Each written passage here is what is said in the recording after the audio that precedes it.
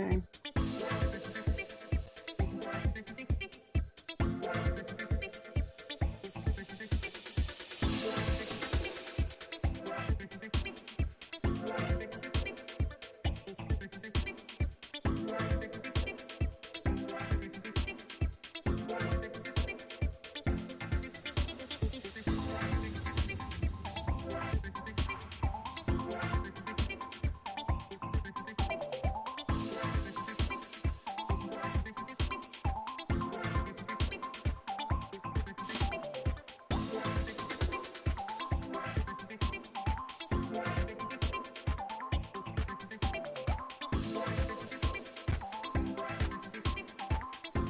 We are live, Kelly. Hi, everyone. I'm Kaye, Program Manager for the Power BI Community Engagement Lead. Today, we have Jay Heerdt. Sorry, we have Jay Heerdt here, Program Manager of Power BI, and he's going to talk to us about data modeling and the importance of data modeling. We have some giveaways and some stuff coming up in the Power BI community, so join us now on the Power BI community.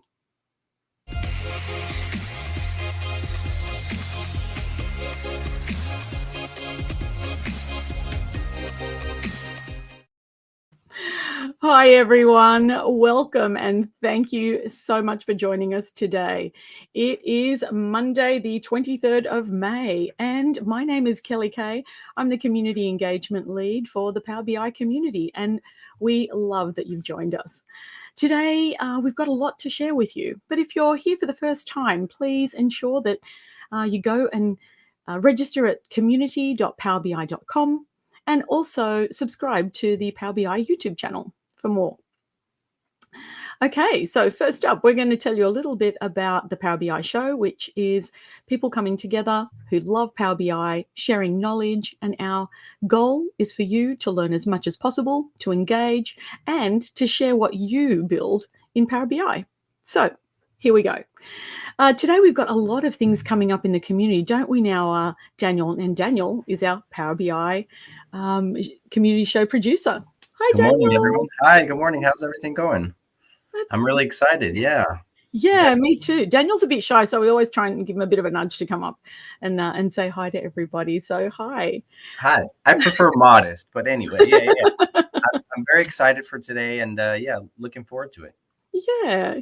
And we're also joined, thank you, and we're also joined by our great community managers, Eileen and Natalie. So you'll see them around in the YouTube chat, but more importantly, you'll see them in the community chat. So if you want to be in the running to win some fabulous prizes, or to be in the running to win some fabulous, I'm going to reveal it, okay, Daniel? Socks. It's Power BI socks. We're giving away 10 pairs of socks. I know they've been super popular on Twitter and online, so we decided to give 10 pairs to people that will go and have already registered and will comment in the description below, in the link below. So use that. Comment about our show and we'll randomly select 10 people and you'll get some Power BI socks that you can show off. Woohoo! Okay, what's up in Power BI? So we've got our giveaways done. We've got some stuff coming up in Power BI, which is Power BI Dev Camp on May 26. Dev Camp is at 11 a.m. Pacific time, and the amazing Ted Patterson has been running Dev Camp for almost 18 months. So that's a really deep technical deep dive. So make sure you catch that on May 26, 11 a.m. And I think the link is in the description below. I always do this, but I never know, how far I can do this. So anyhow, thanks, Daniel. I hope I didn't go over that. Also, we have Microsoft Build. So if you haven't registered, please go ahead and register. Build is fantastic. You're going to learn so much about all of the stuff that's coming up in the future. It's one of my favorite Microsoft events. So we're really looking forward to that event, and make sure you go register and join a couple of sessions and hear about the great stuff coming up. Okay, in today's show, we are responding to your great feedback about data modeling. And I think, with the growth of Power BI, there's a lot of people who've been using it for a while and they kind of know what data modeling is, but there are a lot of people who are newer to Power BI. And, we wanted to give everyone a bit of a refresher because we've been getting a lot of feedback about, hey, what's data modeling? What do we do? What are the best practices? And so we reached out to the Power BI product team, and they said that we could talk with the amazing Jeroen Heerdt, and he is a program manager with the Power BI product team, and he owns the DAX and the data modeling feature. And Jeroen is also known as Jay. So if you can't pronounce his name, I'm trying to. I hope I didn't butcher it. Please, refer to him as Jay. So Jay's going to talk to us about the importance of data modeling, give us a couple of examples, what we should think about as we're putting our data models together. Jay, are you there? I am. Hello. Good morning. How are you? Good morning. I am good. And you? Good. Thank you so much for joining us today. It's great to see you. I'm so excited to be here. So thanks for having me. Oh, no, it's our pleasure. I mean, I love that the Power BI product team always listens to their community and that we're responding this way. And what a great way to do it, right? And people can comment in the chat. You're going to be answering questions today too, yeah? Yeah, absolutely. I mean, this will be more of an intermediate level discussion just to make sure that everybody's on the same page. But if you have specific questions, feel free to put them in the chat, and then hopefully our great producers will line them up for us so we can answer them. And then we can take it from there. Yeah. Okay. So, Jay, why don't we start with, tell us a little bit about yourself. I know you're a program manager at Microsoft. I know that you've done some exceptional work, but that's just normal in the Power BI team anyway. But just give us a bit of an intro. Who's Jay? Well, who's Jay? I'm originally from the Netherlands. I'm with Microsoft for almost 15 years. I joined the product group 2 years ago, a little over now. I've always been working on the data and BI space, and Power BI is just like the tool that I love, and it's just so exciting for me to just be part of the product group now. And I'm very outspoken. I have a lot of opinions, and then somebody said a while ago, like, hey, if you're so opinionated about Power BI, why don't you come over and do it yourself? Like you can see how hard it is. So here I am. And so I'm the owner of the data modeling and DAX space, and so that's basically like the thing that I'm most passionate about. But you'll see me being passionate about data visualization and specifically pie charts a lot. But that's not the topic for today. Actually, I do want to ask about pie charts. I know that there's like either you love pie charts or you don't. Right. Which camp are you in? Are you in I'm absolutely in the don't. Actually, you could put me in the extreme side of don't, like hate. Okay. All right. Well, then we know that. It'd be great to take a vote in the community actually one day. We should do that maybe for next show or the upcoming ones and do a little giveaway, Yeah, well, I don't know if you know this, but ever since I kind of became the owner of the official blog for Power BI, there has been no pie charts in the feature announcements. None. I force my colleagues to not use pie charts in the screenshots.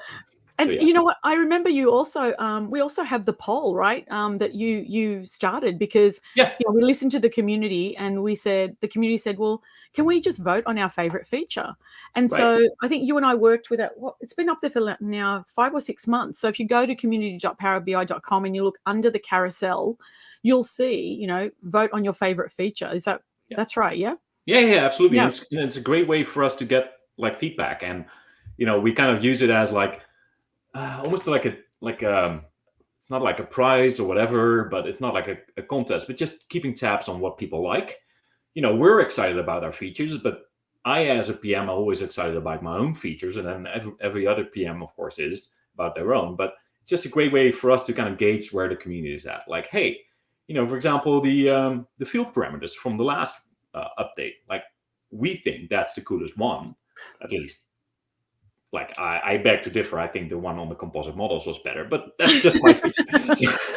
So and again, it's not a race, it's not a contest or whatever. It's just a great way for us to kind of gauge like what do people actually like. Yeah. And I would encourage you to vote there.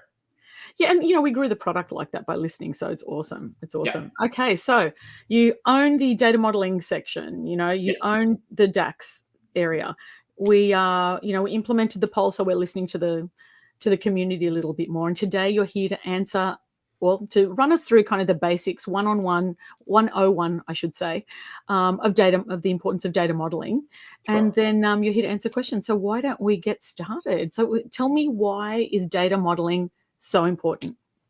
Right. So data modeling is important because if you build a good data model, not only will your performance of your Power BI report be better, it will be easier to maintain. It will also be easier to consume for your end users. So basically, it's all like, there's all benefits. Yes, you invest a little time into building a good data model, but it will take you way, way further than if you skip that step.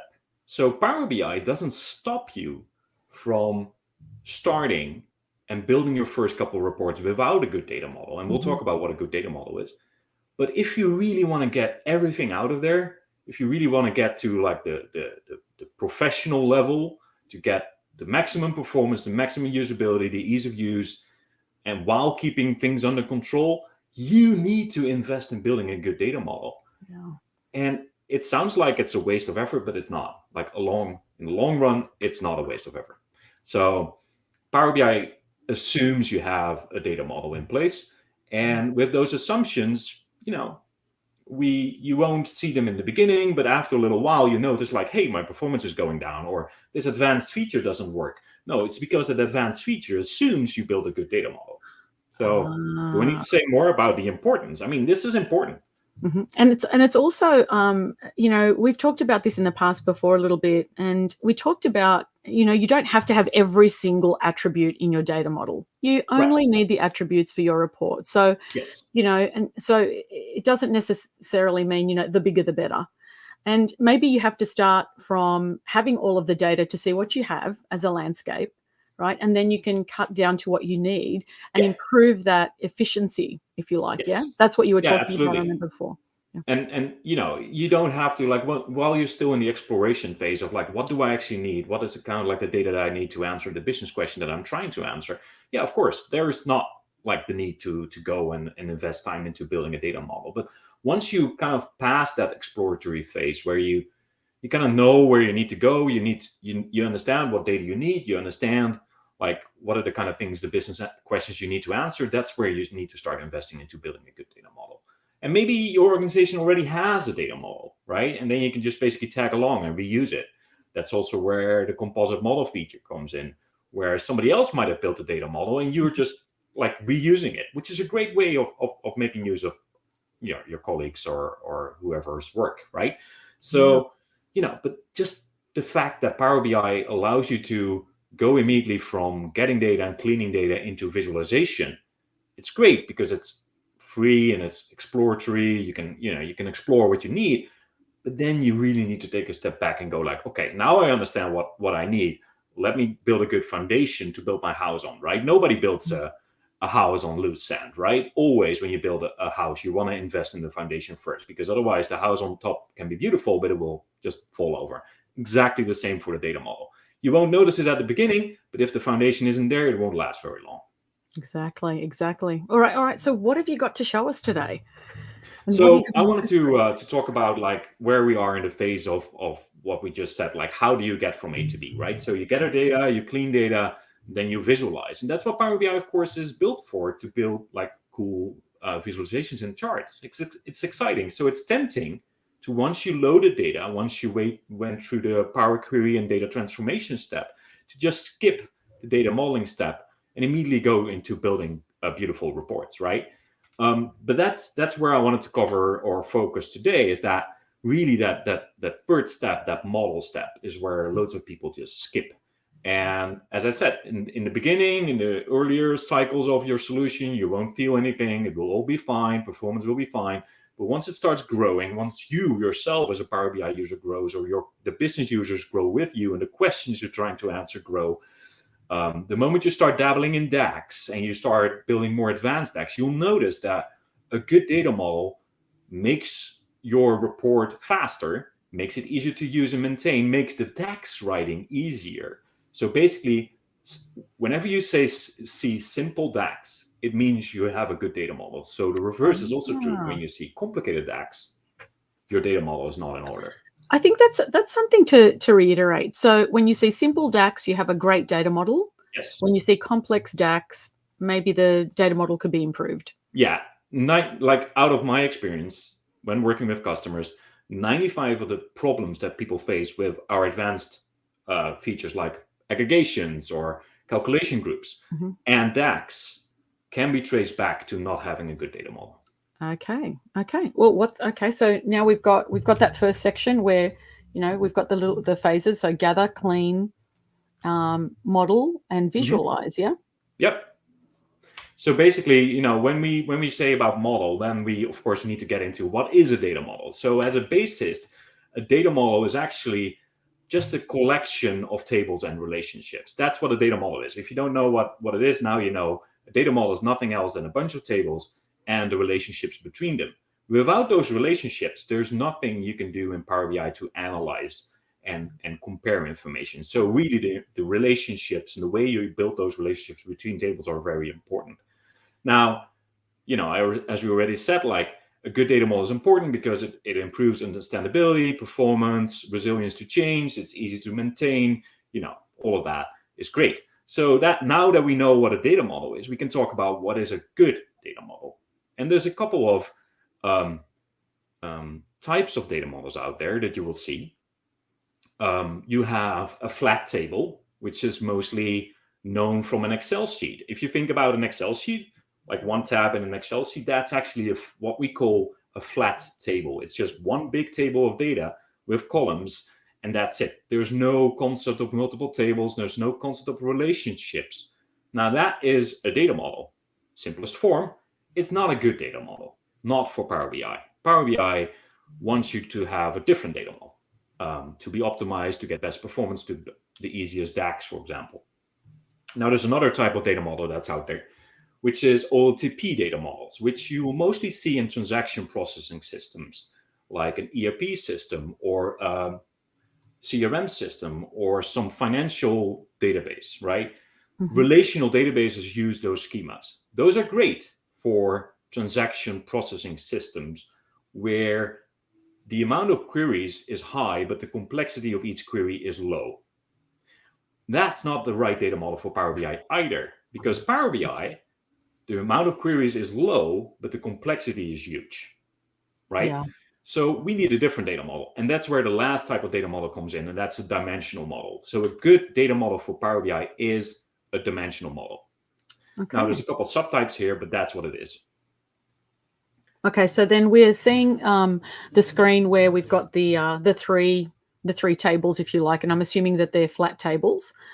So kind of, we've got a couple of questions. And by the way, if you do want to ask a question, go to go to our link in the video description. Sorry, I'm doing this because I think Daniel's putting that link up there. There we are. So comment for Power BI socks, but we have a couple of questions, which is data modeling equivalent to saying it's the same as PQ/M coding? And well, I don't think it is, but that's, please answer. Yeah. So basically what you do using PQ and M, you transform your data from individual tables to potentially differently formatted tables. Now, basically, think about like these three tables on the screen here with the little icons on the right. Those three can all be created using Power Query and M, right? But then if you just leave it at that, you'll just have three tables. There's no relationships between them. Power Query and M work on the table level. There's nothing like the relationships. So that's where you need to go into the data modeling tab for the Power BI desktop and build that like relationships between them. And when we say building a data model, we take it a step further than just individual tables and relationships. We also say, let's add measures, let's add hierarchies, let's add KPIs, let's do other interesting stuff that just makes your report better and easier to use. All of that you can't do in Power Query and in that data cleansing step that we just showed, like the second step of that 4 boxes that I had. You can't do those things there. You need to do them in the data modeling phase. So if you skip all of that, you miss out. Yeah, that's a great delineate. That was a great question, by the way, whoever asked that, because the two together, Power Query and M or PQ and M, and data modeling go hand in hand. Yeah, exactly. They are just two sides of the same coin, right? Yeah. Basically, you prepare your data, you make sure it's clean, and then you load it, and that's where the data modeling kicks in, right? So after you have all your clean, shiny tables loaded, you have your customer list, you have your product list, you have your sales table. Great.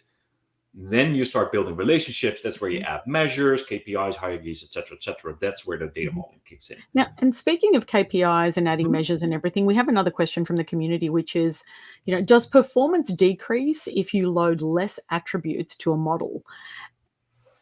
I would even say it's the reverse. Like if you load less attributes to a model, the less complex it is, performance will increase, right? So many people are tempted when they are exploring a data set to just load everything, as you already said, and it's a great way of doing that. Just load everything. So I'm still figuring out what is important, what's interesting, what is not important, what don't I need?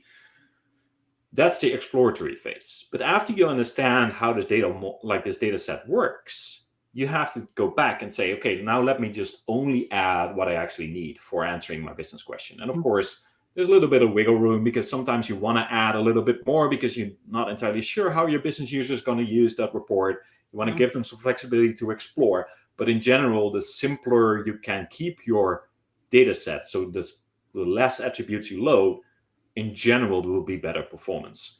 Now, there's a balance there because the more you take out, the less questions you can answer, right? The more you specify for the questions that you expect to get. There's less flexibility for the end user to just go free explore to understand the business problem they're trying to solve, right? So there's a balance to find.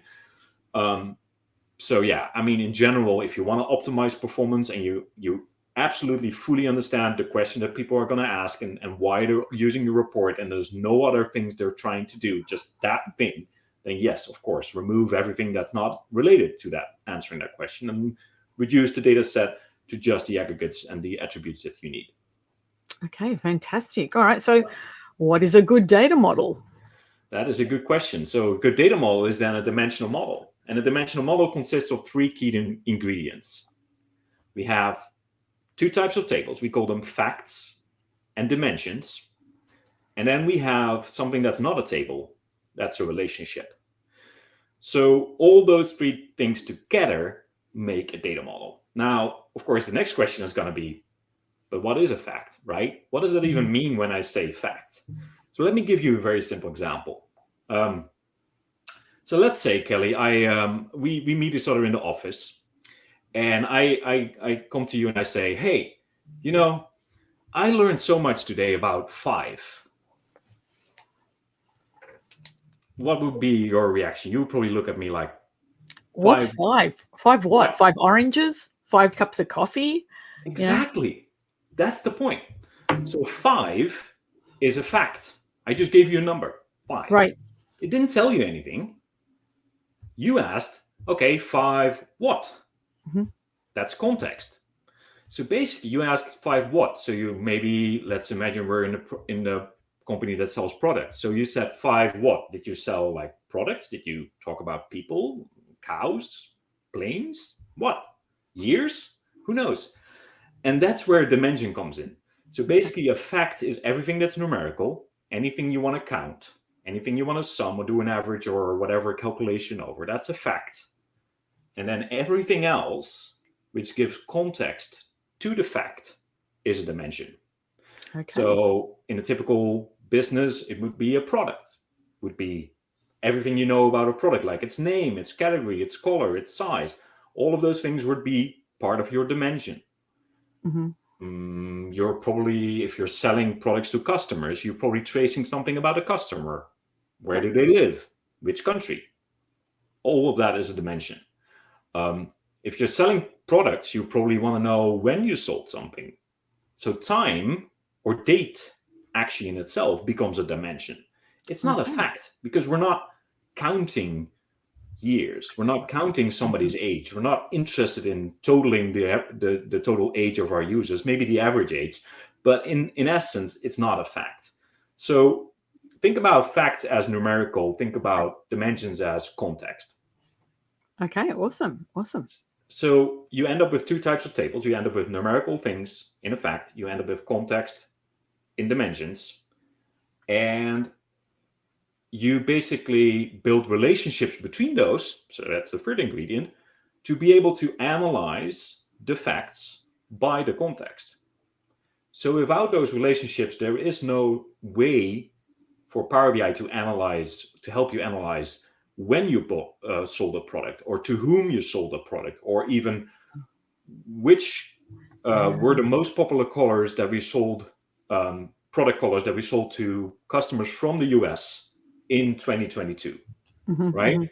If I want to ask that question, there's loads of relationships going on, because we say, what's the most popular color? So we basically need to count products by color. That's the first relationship, because we need to understand what products we sold. That's one. Yep. And then we need to say, oh, to whom did we sell this? That's another relationship that we use. We use a relationship for sales orders to customer. That's another one.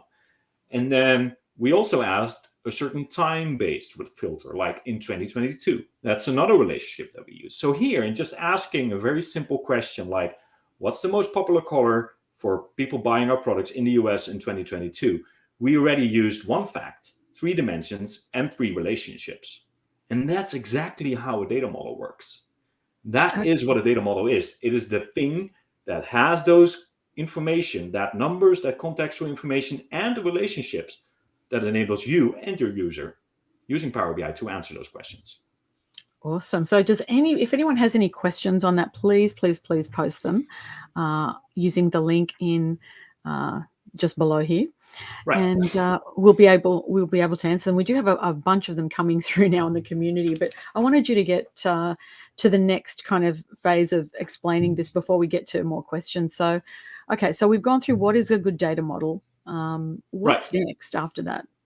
Well, let's talk a little bit about how you get from like a typical business process to actually understanding what's a fact and a dimension. I think that would be useful. I think I saw that also in some of the questions there, that, you know, for example, if you take a very simple invoice, right? So I have an invoice here on the left. You might be looking at it and go like, but what's the dimension and what is the fact in here, right? And normally you build such a data model, a dimensional data model with facts and dimensions, around a certain business process in mind. And in this case, for example, it's a sales process. We sold products, right? So here, the numerical information, like the unit price, is our fact. The fact that we sold something, the number about that, like 8.99 and 21.98, those are numerical things. That's our fact.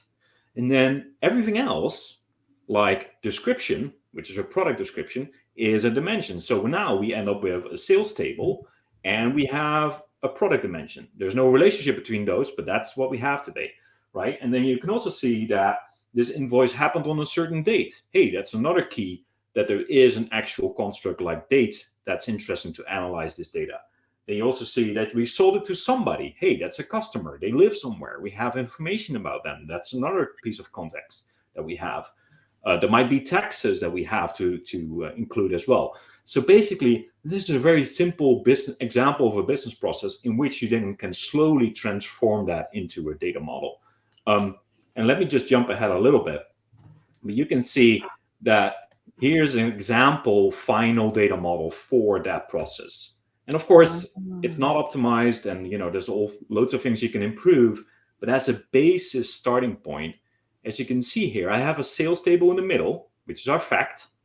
We have a product amount. We have an order quantity. And then we have relationships around it. We have dimensions around it, where we have a product, a date, and a customer. And all those things were part of our original business process that we just looked at on the invoice, right? So basically, by looking at the business process you're working on, you can kind of paint a picture of what this model should look like for you. Now, this brings me into an important topic, because this is normally called a star schema. And it's called a star schema because the fact is in the middle, then everything else hangs around it, which is the dimensions. Like, it's almost like a star. If you squint a little, imagine a couple more dimensions, you end up with like a 5 or 6 star, yeah. Right? Yeah. That's a star schema. So if you start looking at the literature, loads of people are saying, oh, you need a star schema to work with Power BI. They're right, The star schema is just a type of dimensional model. So just to kind of like help you understand how this business process maps into your actual data model, right? So the fact here is sales. That contains only numerical information, and then all the context information for product, for date, and customer is stored in the other tables. So with this in hand, I can now go and answer that question, for example, about, what's the most popular product in the US in 2022? Because I can count how many times a product was sold. I can slice that by where customers live, and I can also slice that by when the product was sold using a date dimension. So now we can answer the business question, which is great. So this is like the basic introduction into how you do dimensional modeling. Now, of course, getting here is not easy. There's no algorithm. There's no stepwise recipe you can take. It's almost like magic, and that's why loads of business consultants exist, like business intelligence consultants exist, that do this work, that build a data model for you. But this is worthwhile investment to do this, because it will make your life easier down the line. We have a couple. Thank you so much, Jay, because I think it's super important. This visual, it's great. It's a simple example, but I mean, all of your data starts like this way. And we have a couple of questions about tables, and it's how many tables to break my fact table into? And so that's a good question. It's really dependent on the type of business problem that you're trying to solve. But for example, if you have, I see loads of people going like, oh, so my sales from 2019 and my sales from 2020 and my sales from 2021 are all separate fact tables. And that's not the right approach. That would be one big fact table, because the thing you want to track about your sales hasn't changed, right? Yeah. You still sell products to customers. That hasn't changed over the years, probably. So the only thing you need to do here is mash them together to one big fact table, and then say, what's different between those three tables that I just mashed together? It's time. So if you don't have time as a dimension yet, add it, and then you end up in this kind of scenario where your big fact table with sales over years is actually now just one fact table instead of separate, slightly different ones. Okay. Now, if your business problem is different, for example, you might be tracking sales, but you might also be tracking inventory. Now, inventory, if you think about an inventory process, it's not about selling. It's basically, what do we have in the warehouse? So there is no customer, right? Because at that point, when you track if a product is in your warehouse or not, nobody has bought it yet. So there's no customer relationship. Customer's not involved.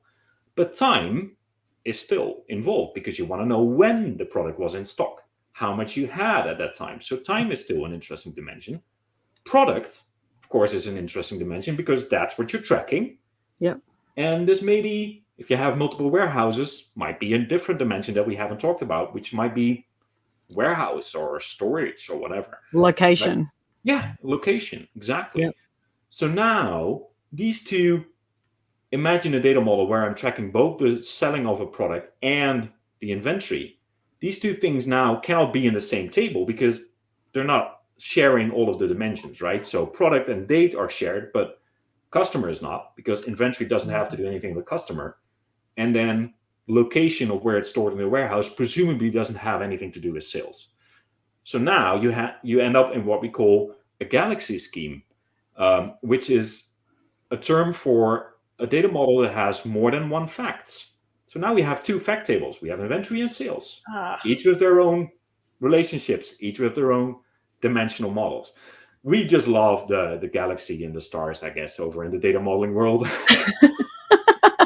I think it makes it easy to kind of picture it, right? Because, a star, A star is just a single thing with the things around it. And now we have multiple stars. So what is multiple stars? It's a galaxy. Galaxy, yep. You could also have called it the Milky Way, but yeah. You can kind of see that behind me here. It's actually sequins, but it kind of looks like the galaxy, right? Yeah, exactly. So there's like a little subtext there. It's like you were prepared for that. You did this on purpose for this call, right? Yeah. And Exactly. All for you. All for data modeling. We Right, do we have a question about the fact table, which says, any good resources for, do you have any good resources if your main is a factless fact table, or do the same principles apply regardless? Yeah, so that's a good point, right? Sometimes there's nothing you want to track for Okay. just a fact. The only thing you want to track is the actual relationships of things together. And that's what you end up in a factless fact table. So It basically means, for example, So let's say are we doing, and I'm sorry, are we doing so then rather than track, we're building a report so we can display what we have. right. So Okay. think about the following. Let's say you're in some kind of educational system, right? And the fact that somebody took a test is what you're interested in, Mhm. not the results, not if they passed or not. That's not what you're interested in. You're just trying to answer the question, who did take what test at what time? That's a factless fact because there's nothing you're doing here. There's no number, there's no sales, there's no mark. You're not interested in all of that. The only thing that we're tracking is student J or student Kelly took test ABC on this date. Again, the data model would be something like date, right? Yep. That's our dimension.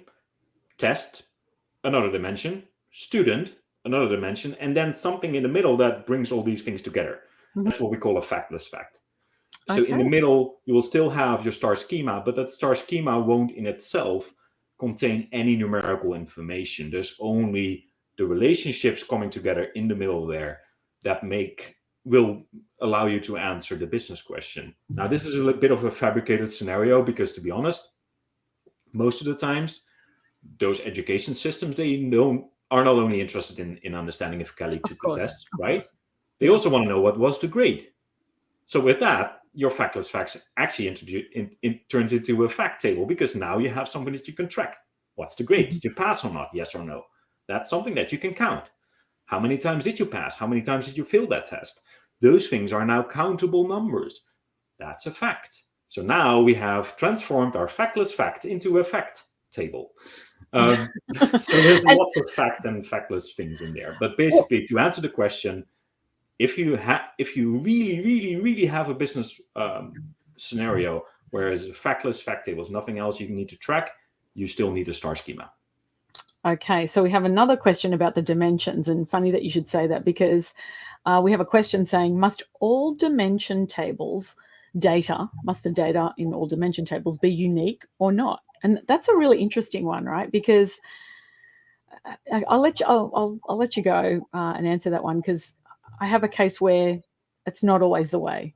Well, right, and that's a good point. And there's multiple ways I can take this and answer this. But in general, the rule of thumb is that your dimension information needs to be unique on the things that relate to my fact. So here's where we get into relationships. So the lines between these tables on the screen here is what we call the relationships. And normally you want to get to the point where there's what we call a one-to-many relationship between a dimension and a fact. So you see the lines going, right? Yep. The vertical and horizontal lines, they are one-to-many. It means... Can we zoom in on that a little bit, please, Daniel? So there's a number 1 between the product and the sales table, exactly. and then there's an asterisk there, right? Yes. And an so arrow. This means that there's one product and many sales. And this makes total sense because as a manufacturer of, let's say, I don't know, bikes, hopefully you won't sell each product only once. Hopefully you make loads of red bikes and you sell loads of red bikes. But the product itself, the bike, is just one thing. Mm-hmm. So that's where you end up in a one-to-many relationship. The one product is being sold to multiple customers multiple times in multiple years, for example. However, it's not a one-to-one relationship because if you only can sell that bike once and you never produce another red bike, then it would be a one-to-one relationship because you only can sell it once and then it disappears. So that's what a one-to-many relationship is. Okay. In most situations, that's the relationship you end up in. Now, this means that the list of products over in the product dimension is unique, right? That red bike, one certain red bike with a certain tire, sort, and mountain bike or city bike, number of gears, blah, blah, blah, blah, blah. That thing is a unique product. That thing by itself is only listed once in that product table. It's never listed multiple times. Okay. It does have multiple times that's being sold. So the number, the unique identifier for that product, let's call this our first product, product 1. Mm-hmm. That product 1 is, that number will be only shown once in the product table. A second product will be called product 2. And then over in the sales table, we'll see 1 showing up more times because hopefully we sold this product more than once. And that's how these relationships work. So basically it means that in the product table, there's only one product 1. Yep. Now, this doesn't mean that all of the data in the dimension table must be unique. And I think that's what this question is really about. Yes. It basically means that all of the keys, as we say, the things that define the relationship between the product and the sales must be unique over on the product side. Right. So that product number 1 can only appear once. However, there's probably multiple products that are red, right? Product number 1 might be red. Product might be 2 might be red. Product might be 3 might be red. Maybe we only make red products. Who knows? For whatever weird reason. Because it's a fire engine factory. For example. So then, if you track the color for the product, then the word red might appear multiple times.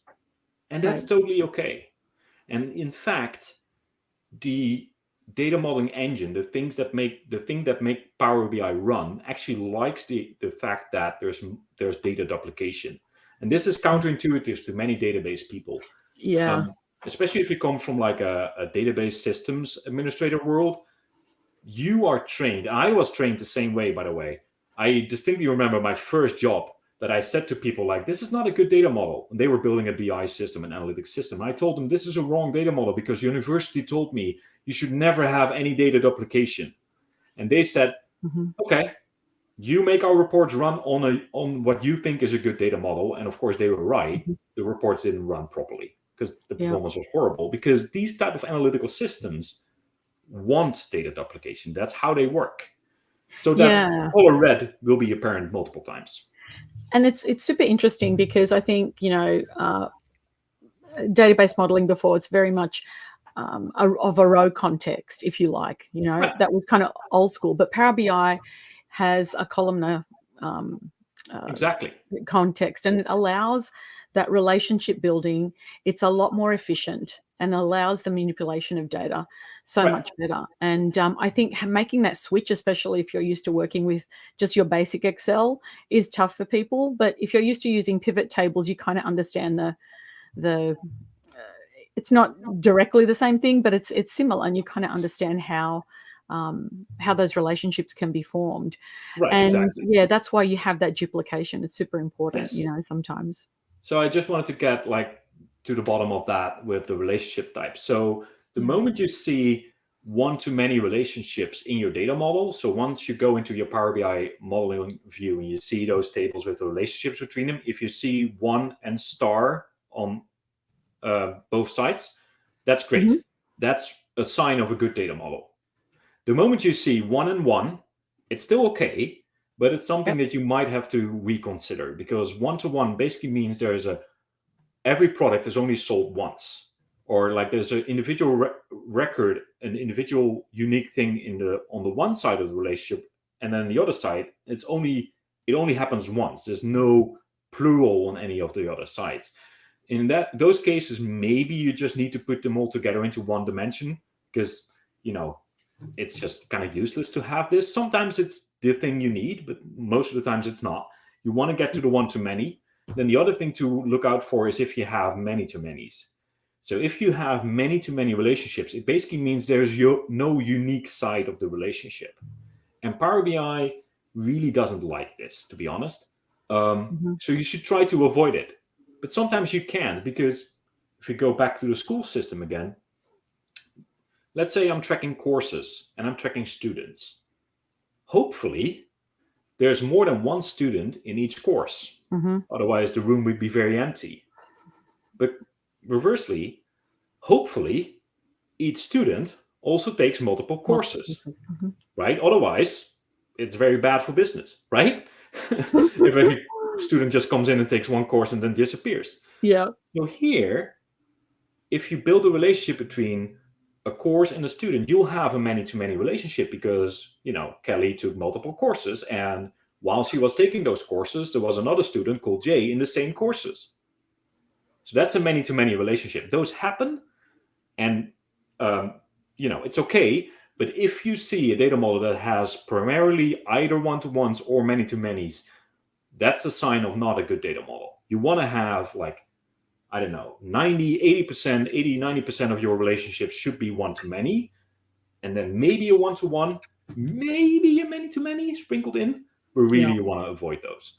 So that's basically the types of relationships you will see. They are easily recognized because one-to-many shows us one and star, one-to-one shows us one, and many-to-many shows us star and star on the edge of the lines. It's super interesting because I find that the many-to-many I use if I'm putting two data sets together. So, for example, a 2022 list of students for that year, and maybe the same students came back the next year, but maybe we have the same number, but we don't have the same students. So maybe some we do, some we don't. And then what I like to do, and we'll do this for another show, is I like to combine that, unpivot, and use a date dimension, and then change the way that I look at that data, because if I do a many-to-many, I'll lose some of those numbers and I'll lose some of those relationships. So many-to-many are something to maybe proceed with caution, right? Yeah. I would say. Absolutely. Would you? Yeah, you agree? Yeah. And actually, it's a little tidbit for you is that if you leave the many-to-many in the data model, what Power BI actually does under the covers, we store it as two one-to-manys. So what we do in the engine, we actually look at the many-to-many and go like, okay, it's great that you leave it like that, but we don't really like this. So we'll just generate what we call a bridge table, which we put in the middle. You won't see it, but we'll put it in the middle, and any many-to-many can be expanded into two one-to-manys and a bridge table. So let's say we have students and courses, right? That's a many-to-many. If you do that, what Power BI will actually do is we'll put a table in the middle, which is student courses, and we'll just record in that Kelly took this course and Jay also took the course, and that that course as a result had both Jay and Kelly in it, right?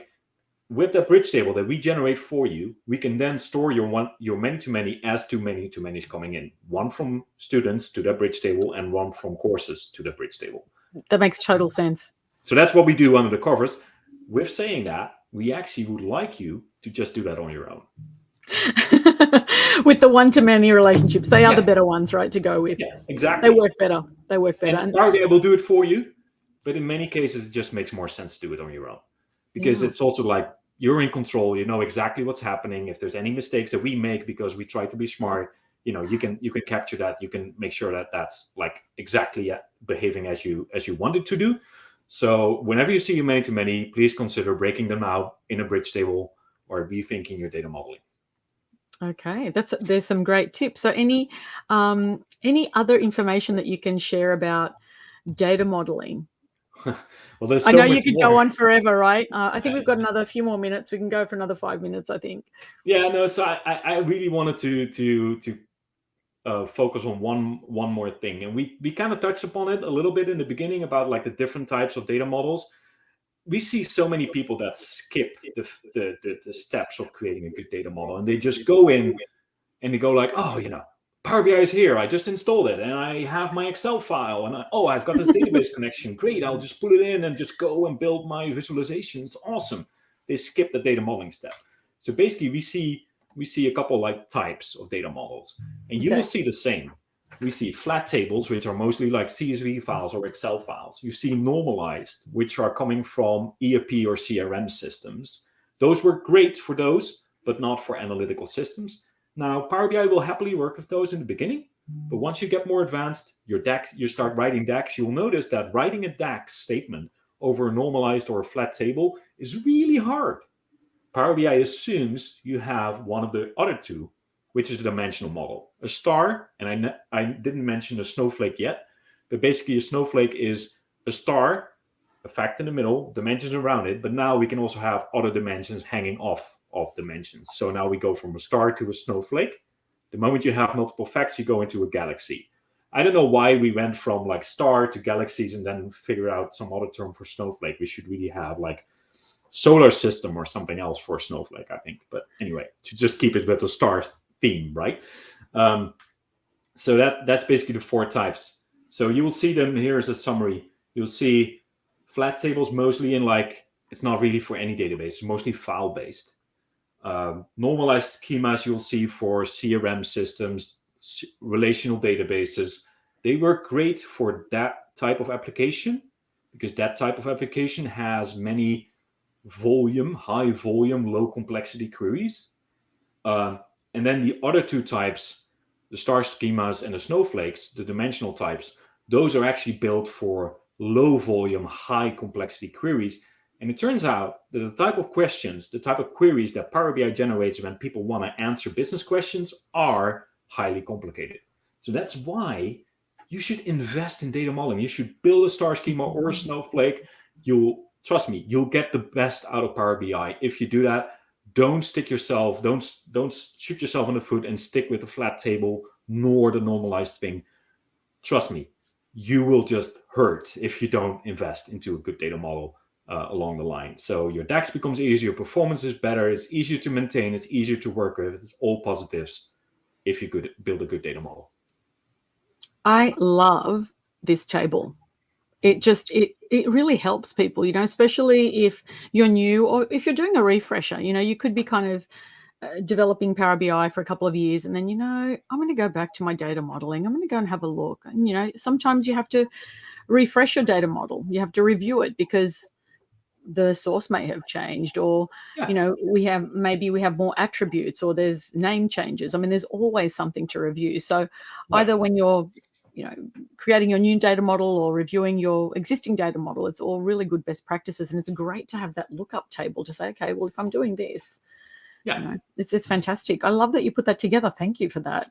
Sure. No worries. Yeah. And we have another question about, here we go. I'm just reading that here.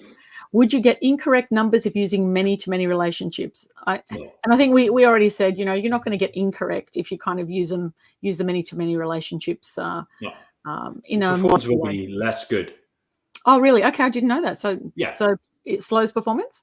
Yeah, there's like when we have many-to-one relationships, when you have many-to-many relationships, what we do in the engine, we just split them out into 2 things. We build a bridge table, we keep doing it. So it's an extra work that we do while we try to answer the questions that you ask to the database through the visuals, right? So you build a bar chart, you put like students and courses in there. This engine to answer that has to look at, does that bridge table already exist? If not, let's create it. Mm-hmm. Is it up to date? If not, let's update it. So there's loads of extra work going on. So you will get the right results. And of course, I mean, if your data set is like a couple thousand rows or even a couple million rows, you probably will not even feel the difference. It's like in the level of milliseconds that the difference is. But if you grow into like the multi-million or even way like hundreds of millions of rows, then suddenly that milliseconds turns into a second or 2 seconds. Mm-hmm. And now you have your business users that go like, hey, but if I do this, then suddenly your report is very slow. Mm-hmm. Yes, that's because you use the many-to-many. And that's when you start using Synapse. For example, putting my plug in there for Power BI, Synapse Analytics. You got it. Right, exactly. That's where you might want to jump into something like Synapse, or it's probably redesign your data model into a one-to-many. So no, a many-to-many won't give you the wrong results. We'll give you the right results, unless you did really weird things. But in general, we'll give you the right results. However, it's just a performance and usability thing that's very important. Awesome. Okay, so I know that we were talking about build earlier. So firstly, thank you so much for all of this information. No We worries. we mentioned to the we mentioned to the audience that Microsoft Build is Yeah. I think it's tomorrow, right? Yes, And exactly. so we have to register for that first, Yep. and that's the link below here. And then also tell us about Build and Power BI. Are there anything that we should know there? Like, I know we've got some announcements. We can't say anything today. I get it. No. Not that I know them all, by the way. I'm not that important. So talk to us about Build and Power BI a little bit. Yeah, I mean, Build is just exciting time, right? As you said in the beginning, it's like one of the biggest conferences that we have, and it's just one where we focus more on like the technical side of things, less on maybe the like end user side of things. Okay. And for me, as a data modeling and DAX person, that's like where my core work is, right? I focus on the data side, not so much on visuals. I have opinions on visuals as pie charts, but I put You have very strong opinions on pie charts. Yes, of course. But on the core side, on the technical side, that's where I live, right? That's where my area is. So it's a really exciting time that Build is now here. Now, one of the features that I've been working on for the last, more than 2 years now, is the composite models on Power BI data sets and Azure analysis services. And we've seen many people wanting to build a good composite data model on analysis services, not Azure analysis services, no, SQL Server analysis services, the one that you can run and install in your own data center if you don't use Azure. That thing is not available today. That ability to pull data from that database and then add more data, which is what a composite is, right? Do you know what a composite is, Kelly? Yeah. Okay. So a composite is basically two things, right? Basically two things together. I always like to say about glues. The glue that you buy in the big box store, right? The strong glues, they come in two components. They're not glue on their own. But like the epoxy, right? You have to you need both, right? Yeah, and that's what a composite is. It becomes more value if you add the two together. So that's what a composite is. The ability you cannot do that today with data that's stored in SQL Server analysis services. Now, I'm not allowed to say anything, but I would pay very close attention to the Build keynote tomorrow. And the announcements that we're going to make, because something is going to happen. So Build keynote tomorrow. Yes. Build keynote. Okay. And we're going to have some great announcements that'll help us do more with Power BI, with our data. Oh, yeah. Especially if you work in the data modeling space and the composite models. You've been waiting for this. You've been asking me for the last 2 years, like when is this coming? Are we going to get this? Okay, yes. So we're going to look at the keynote tomorrow for Power BI for this data modeling thing. Okay, this is going to be super interesting. And so, I actually don't know what it is, so I'll be watching tomorrow. So we got to do that. Just stay tuned. Watch the keynote. Watch the opening sessions tomorrow morning. Also, look at the blog. We'll blog about it, of course, when it launches. So it's going to be an exciting time. Awesome. So, okay, that's very exciting. I'm very, very happy now. I think that's going to be super cool. All right. So now that we've got I think we've answered all of these questions. I really want to say thank you for joining us today. And if anybody has any more questions, we do have the link here, which is AKA Power BI Show comment. Please go and comment. And Jay, are you going to be looking at those comments and going through and seeing if you can answer some questions today? Yeah, absolutely. Later today. I see a couple in there. I don't see too many though. I see a couple. I think most of the people comment on YouTube, which is great, because it's really hard for us to go back to that and answer that, right? The YouTube chat closes after the session, which is it's super hard actually. And when we're giving away socks, everyone, it's best to to comment in the community, because then we have a way of contacting you. When you comment in YouTube, we just found out, we've only been doing, I think this is our 5th episode, right, Daniel? Right. And so, we're going back, and Natalie and Eileen are saying, we can't find this person. And so that's kind of why we started that comment in the community, so then we can at least have an opportunity to select you and then be able to contact you. Yes. So, because we really want to be able to give you some And some socks or whatever else we're giving away. And the YouTube chat, I mean, I know there's more questions in there. Yeah. That closes after the session closes. I cannot go in as a speaker, and I cannot go in and afterwards go type and answer your questions. So it's great while the video is running and while we're doing this live stream, but afterwards I cannot go back to that. So really, if you, and that's an invitation to everybody that's watching now, like if you have something that we didn't get to, or you want to get your questions answered, you want me to look at it, either go find me on social media, or please, and I think that's even better, leave that comment on that link that was just there, because then not only I can take a look at it and I can try to answer your question, but you'll also be in the running for socks. I mean, who doesn't want Power BI socks, right? Exactly. So if you're now sitting in the YouTube chat and go like, they didn't answer my question, they didn't get to it, and now it will be lost forever. Go to this link, leave the comment there. I'll promise you, I'll take a look at it. And you might be in the running for socks. So, and you might be in the running for socks. Yep. And today it's cold. It's sweater weather today in Seattle. So you definitely need your socks to keep those toes warm. And, I think it'll be great for people to comment and have their questions answered. That's more important. Socks are second, but, hey, everyone loves their socks. We also have a bunch of resources, right, that you put in the chat below. And are we putting those on the community as well, Daniel? Yep, those resources should be on our community gallery link, which is this link below, and then as well as on the YouTube channel. So thank you, Jay, for you gave us some webinar information, data modeling webinar, a Learn module, as well as your social media links. They should all be there in the community and on YouTube. Exactly. All right, so we've got a couple of last minute reminders. Stay here with us, Jay. Sure. Number one, go and comment on the PBI show comment for answers to data modeling, the importance of data modeling. And then number two, don't forget to register for MS Build, for Microsoft Build.